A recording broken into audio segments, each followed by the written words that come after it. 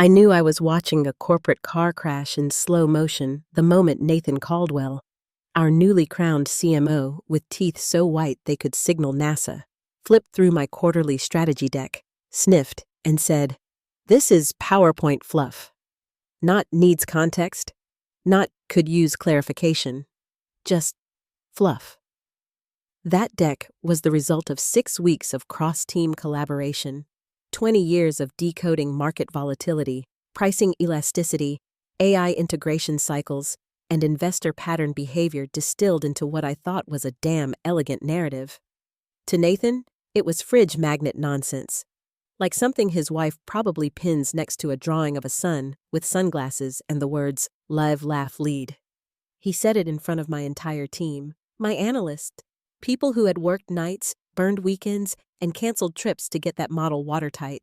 Nathan strutted into that meeting wearing a blazer 2 sizes too tight, and the smugness of someone who thinks synergy is a personality.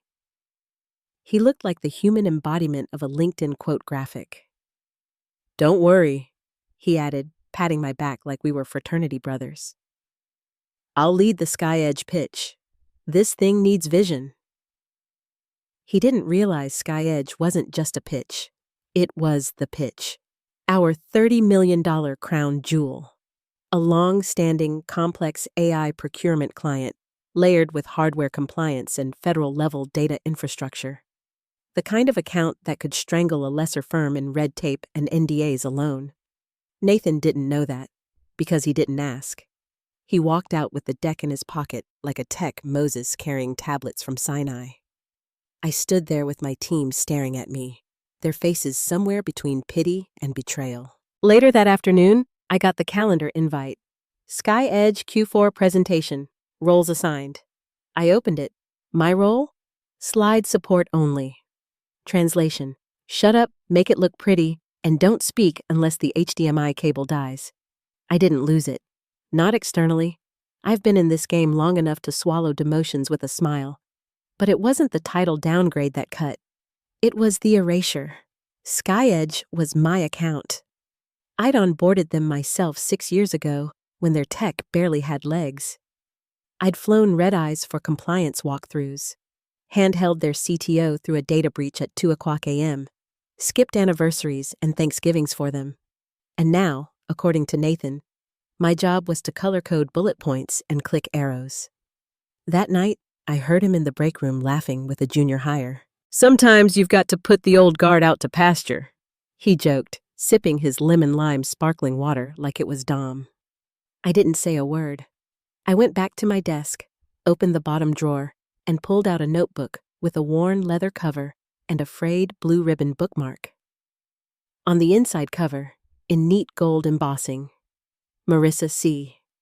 What Nathan didn't know, what he couldn't know, was that Marissa Chen, Sky Edge's CTO, was more than just a client. She was my mentor. The person who taught me that knowledge is only power if you can make it land. She called it strategic translation. She also had a nose for BS sharper than an SEC investigator at bonus season. So, I pulled out my phone and typed one line. "Heads up, I didn't get to vet the deck. Expect fluff." Brief, vague, honest. I hit send. Then I waited. The reply came at exactly 8:04 the next morning. Subject: Sky Edge Q4. Presentation structure finalized. Nathan had copied the full executive team, because of course he did. His message dripped with sugar and insecurity. "Excited to bring a strong narrative to tomorrow's pitch. For clarity, I'll be the sole speaker. Harper will support slide transitions and visual continuity. Any slide edits should go through her before EOD. Visual continuity. Like I was some intern fiddling with font sizes in Canva. I used to brief Marissa Chen directly on regulatory impact forecasts. Now I was reduced to flipping slides. I didn't respond, just stared at the screen while Slack lit up with pings from colleagues. "Sorry, that's brutal. You okay?" "He's a clown." I wasn't okay, but I wasn't spiraling either. I was something else, cold, focused, like a scalpel waiting to cut. That afternoon, I sat in the break room, staring at a limp chicken Caesar wrap. It tasted like regret and cardboard. Across the room, Nathan was pacing around like he was giving a TED talk to ghosts, tossing out lines like, "Gotta trim the fat. Modernize the narrative. Too many cooks in the data kitchen." And then I heard it again. "Sometimes the old guard needs to be put out to pasture." The intern next to him laughed too hard. Nathan slapped his shoulder like they were teammates in some sad office comedy. I folded the wrap into the trash and walked out. Said nothing. Back in my office, I closed the door, lowered the blinds, and pulled open the bottom right drawer. Not the one with HR files or branded pens. The real drawer. The one with the black notebook, edges curled, corners water damaged from a Denver data center flood in 2015. Embossed on the front, Marissa C. inside? Gold. Handwritten notes from back when meetings involved whiteboards, not Slack threads filled with fire emojis. Diagrams. Ecosystem maps. The original SkyEdge rollout plan from 2013. With Marissa's handwriting scribbled in the margins. Don't pitch. Teach. Confidence is fine. Clarity is better. You're better at this than you know. That last one? I'd read it 100 times, but now I added my own note under it in clean black ink. They still don't realize it. Then I spent the rest of the day doing what I do best, cleaning up the mess. Nathan's version of the deck was a disaster. One slide literally said, "Data is the new oil," like it was still 2007. Another featured a funnel labeled Customer Obsession Zone. I nearly footnoted it. Also the name of my true crime podcast, but I stayed quiet, clean. I rebuilt the foundation underneath his nonsense, because when the flames came, and they would, I wanted my fingerprints nowhere near the ashes. That night, a Teams ping. Nathan Caldwell. "Hey, just reviewed final deck. Nice polish. Leave presenter view for me tomorrow. Don't want to fumble transitions." I replied with a single thumbs up emoji. Let him think I was cowed. Let him think I'd accepted my fate. Because if he had any clue who Marissa Chen really was, he'd know you don't walk into her boardroom with buzzwords and fluff. You bring a strategy, or you get incinerated.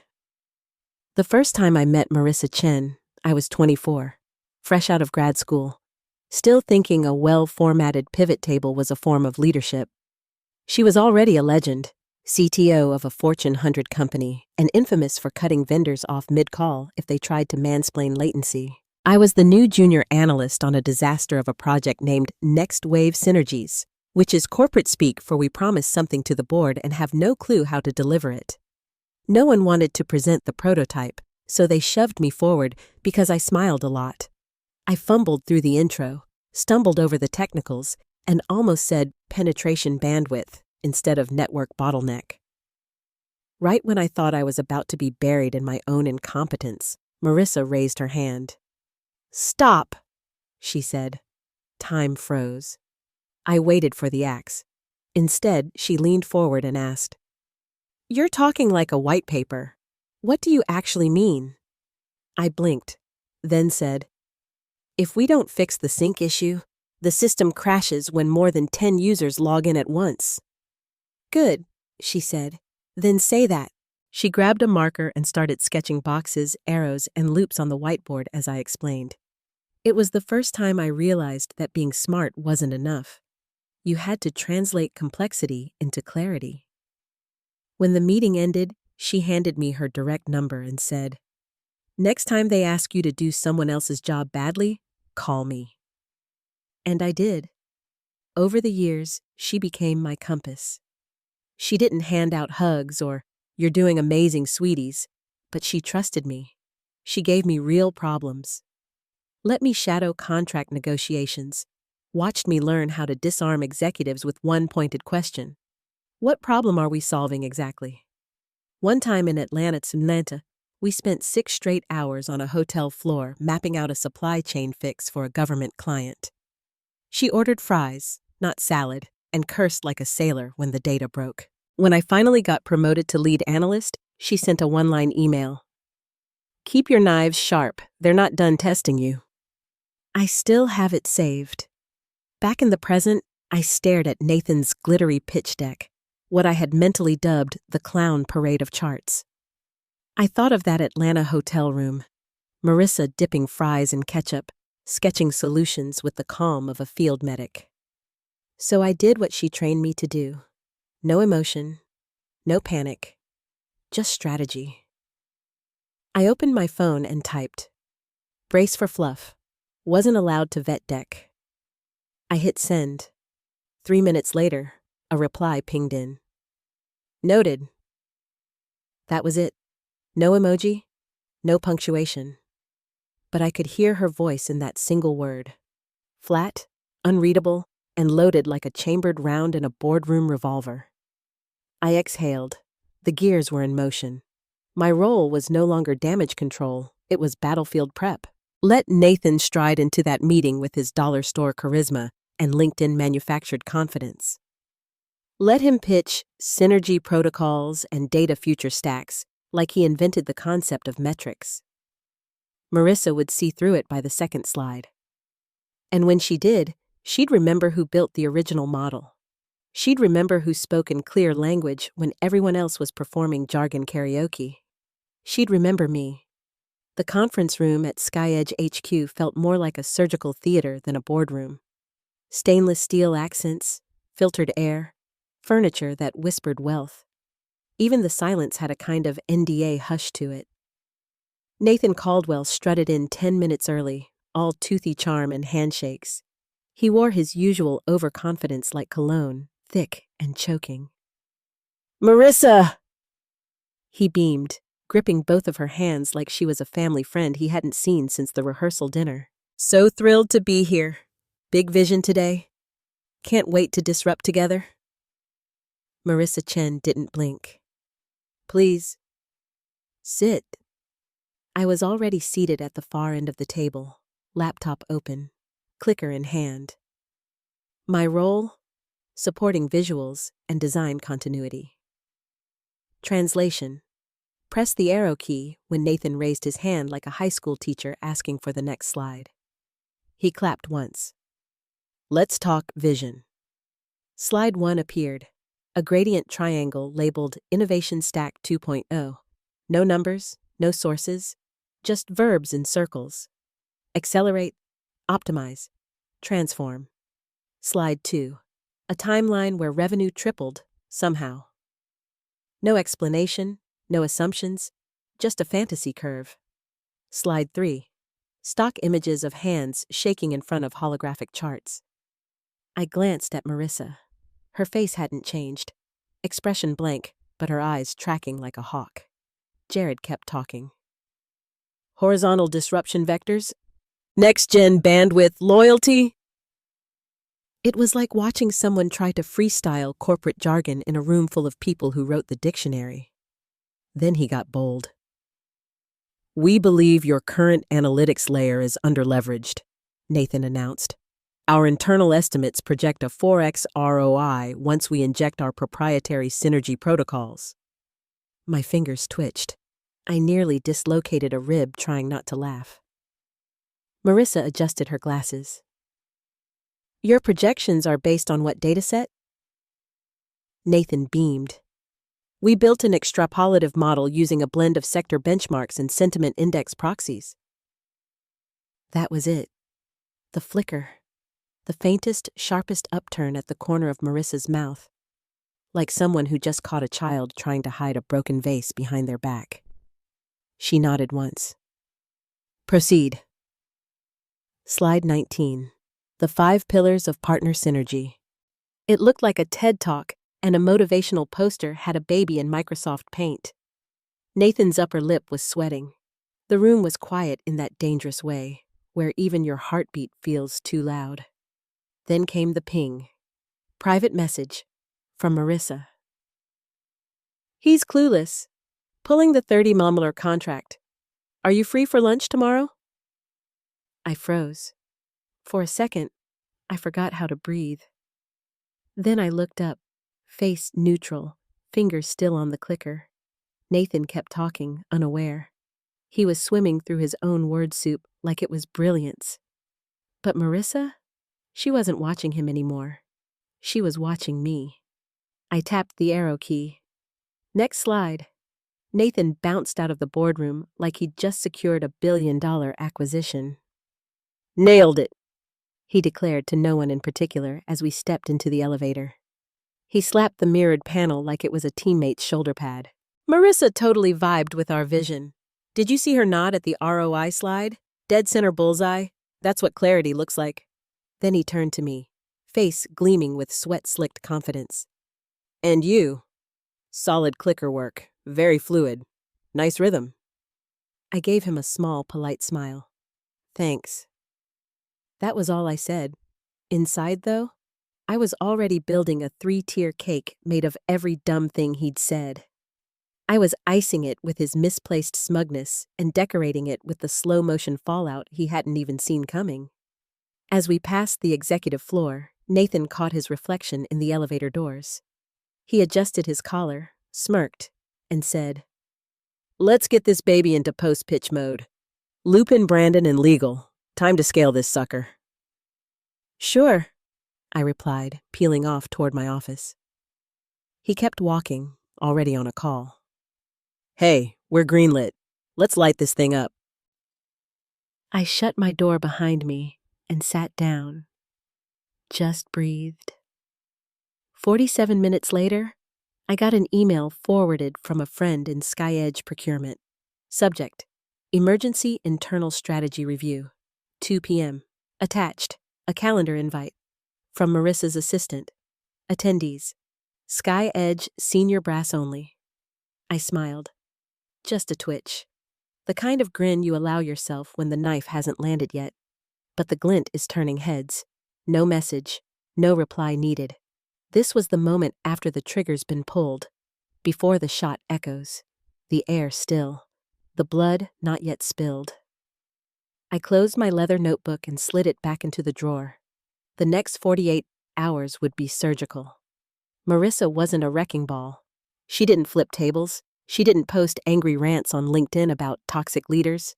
She was a guided missile. She'd gather data, loop her team, rebuild the decision map from the inside out. Her conclusion would be bulletproof. Inevitable. And Nathan? Nathan would still be gloating in Slack threads, reposting his pitch slides with hashtags like #Synergy Mindset, Vision 2025, Disrupt, and Deliver. That afternoon, I polished my documentation, cleaned up Q4 metrics, exported the actual predictive engagement model, the one Nathan claimed was too complicated to sell. By the time I left, the office was dim and quiet. Nathan was still in his corner suite, pacing on his AirPods, probably pitching buzzwords to his mirror. He would wake up tomorrow thinking he was untouchable. He would walk into that strategy review expecting applause. And Marissa Chen? She would be sharpening her blade. The restaurant was the kind of place where even the lemon wedges had pedigree. Quiet jazz floated from invisible speakers behind walls of potted plants. Every surface smelled like citrus oil, ambition, and silent money. The kind of spot where deals aren't discussed. They're sealed. Marissa Chen was already there, seated in a booth by the window. She didn't wave, didn't smile, just gave a slight tilt of her chin, her version of a hug. I slid into the seat across from her. Before I could even finish adjusting my coat, she said, "You're wasted where you are." I raised an eyebrow. "Good afternoon to you too." She sipped her wine, eyes never leaving mine. He actually said protocols, like he thinks that's a real word. You know what I heard during that entire pitch? What? Nothing. That's the problem. No strategy, no fluency, just buzzword soup and a total disregard for our intelligence. She waved the waiter over and ordered steak. Rare. I followed her lead. Then she pulled a black folder from her bag and slid it onto the table. Sleek. No logo. Just a silver clip glinting under the overhead light. "We're rebuilding," she said. top to bottom. The current digital framework is bloated. Roadmaps are fuzzy. I need someone who knows how to turn complexity into clarity, and who knows where the bodies are buried. I opened the folder. Inside, an org chart, a rollout timeline, and a contract. With my name on it, triple my current salary. Executive title. Direct report to Marissa. No fluff, no pitch, just precision. I looked up. You already drafted the contract? She nodded. I assumed you'd say yes. And if I didn't? Then I'd question your intelligence. I laughed. Genuinely. God, I had missed this. The clarity, the respect, the way she treated insight like currency, not decoration. I closed the folder slowly. This is big. It gets bigger, she said, leaning back. But only if you don't come alone. I froze. Excuse me? I've seen what your team can do. I've also seen what Nathan's done to them. The good ones will follow you. You trained them. You protected them. I'd bet you still bring them snacks when they work late. Sometimes it's burritos, I said flatly. I like burritos, she smirked. But I love loyalty. I want your brain. But I also want your gravitational pull. Poach who you need, quietly. I took another sip of wine, swirled it once like I'd seen her do. Give me a week. That earned me a real smile. Small. Dangerous. We didn't toast. We didn't shake hands. We just sat there. Two women who'd both bled in the corporate trenches, quietly orchestrating a coup over filet mignon and structured ambition. Outside, the sun threw sharp shadows across the glass. Inside, I started writing names in my head. People who deserved better. People who were tired of being told their insights were too granular. People who knew how to make data sing. Marissa unlocked her phone, typed something, and slid it across the table. A screenshot of a Slack post, time-stamped 32 minutes ago. Nathan Caldwell. Sky Edge is eating out of our hand. Next stop, Q1 expansion, baby. Edge synergized AFM4. Life. I snorted. He has no idea what's coming. No, she said, retrieving her phone. But he'll feel it, and by then, he'll already be irrelevant. I submitted my resignation on a Wednesday morning at exactly 7:12 a.m. No grand farewell, no speech, just a clean 6-sentence email. Subject, formal notice, resignation, effective immediately. I thanked them for the opportunity. Acknowledged the team. Listed no reason. Offered no forwarding address. I didn't CC Nathan. At 8 a.m., I walked into the office like it was any other day. Tapped my badge, smiled at the receptionist, and dropped off my laptop, badge, and a neatly labeled USB drive on HR's desk. My files are clean, I said. Everything's backed up to SharePoint. She blinked. Oh, okay. I was out before the floor filled in. No desk clean out. No goodbye bagels. No Slack flood of emojis and fake warmth. By noon, I was a ghost. That evening, I sent 2 texts. One to Sasha, my longest-standing team member, sharp, loyal, and able to make regression models feel like storytelling. The other to Elise, newer, but brilliant, quiet, precise.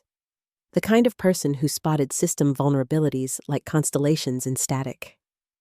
I'm out. Sky Edge is in play. If you want to build something clean and sharp, text me. NDA required. By Friday morning, HR had 2 resignation letters from 2 of the firm's top analysts. No drama, no overlap in language, just gone. Nathan didn't notice until someone in finance pinged him. Hey, why are the Q4 forecasts missing critical components? His response, leaked to me by a friend still inside, was peak Nathan. All under control. These transitions happen. Forecasting will resume shortly. Sure it would. By whom? The intern who still thought sequel was a typo? I didn't gloat. Didn't post cryptic quotes on LinkedIn. Didn't update my job title with a fireworks emoji. But inside? Oh, inside, I let that satisfaction settle low and warm, like bourbon in winter. The kind of victory that doesn't roar. It waits. Back at my apartment, I signed Marissa's contract and couriered it before noon. The return envelope had the Sky Edge seal. Then I went for a walk. No destination. Just long strides and crisp air. And the quiet, cathartic hum of a machine I'd built for 2 decades, finally collapsing under the weight of its own arrogance. Sometime that day, Nathan posted a selfie on LinkedIn. Him at the whiteboard, sleeves rolled, marker in hand. Caption: sometimes the best way to forecast the future is to create it. #leadership, #vision 2025. Data-driven AF. The comments were predictable. King. You're the blueprint. Speak it into existence. I saved the post, not for proof, for memory. One day, when someone asked me what hubris looked like, I wanted to show them that image, that face, that moment before the fall. And oh, the fall came. It started with a calendar nuke. 8:03 a.m. Every exec got the same invite. Emergency meeting. Sky Edge contract termination. Debrief mandatory. 9 a.m. sharp. Nathan showed up 10 minutes late, tie askew, smiling like charm was a parachute. The room? Ice. The CEO handed him a single sheet of paper. Sky Edge hereby terminates all contractual engagements effective immediately. We no longer believe your team aligns with our strategic direction. No, thank you. No, regretfully. Just a clean guillotine. Nathan stammered. This must be a mistake. We just had a phenomenal pitch. The CFO glared. The same pitch where you predicted 4x ROI using sentiment proxies and LinkedIn polls? Someone chuckled. The CEO's voice dropped an octave. We've lost $30 million. That account was half our Q1 projection. They didn't ask to renegotiate. They cut us off cold. Legal spoke next. Termination letter came from Marissa Chen's office. Final. No negotiation. Then silence, until the CEO said, 5 minutes. Explain. Nathan scrambled through files, folders, stammered excuses. Then his screen pinged. A PDF. My original report. Time-stamped. Annotated. With track changes showing his rejections. His own comments in the margin. Too nuanced. Punch it up. Feels too academic. Simplify. Trim. Too much detail. And my final comment. Proceeding with your version as requested. Original attached for records. He froze. The CEO stood. So, let me get this straight. You removed our strategist, rewrote her work into buzzword soup, and lost our biggest client. Nathan opened his mouth. Nothing came out. Leave the room, the CEO said. But leave the laptop. He left, paler than paper. By Monday, his name vanished from the org chart. No goodbye cupcakes, no LinkedIn update, just gone. Weeks later, somehow, and I swear I don't know how, Nathan's Sky Edge deck leaked to a B2B satire blog. It got roasted. Headline: Synergy Protocols and Other Sci-Fi Concepts, How Not to Pitch AI Contracts. The firm's stock dipped 4%. Not fatal, but it left a bruise. And me? I was sitting in a glass conference room at Sky Edge HQ, whiteboard behind me, espresso in hand. Watching 20 strategists dissect my initiative down to the KPIs Nathan once said were too complex to explain. Across from me, Sasha was sketching the new pipeline. Elise was debugging a prototype on her laptop. Marissa tapped her espresso against mine and said, just loud enough for me to hear. Best fluff I've ever invested in. We didn't laugh.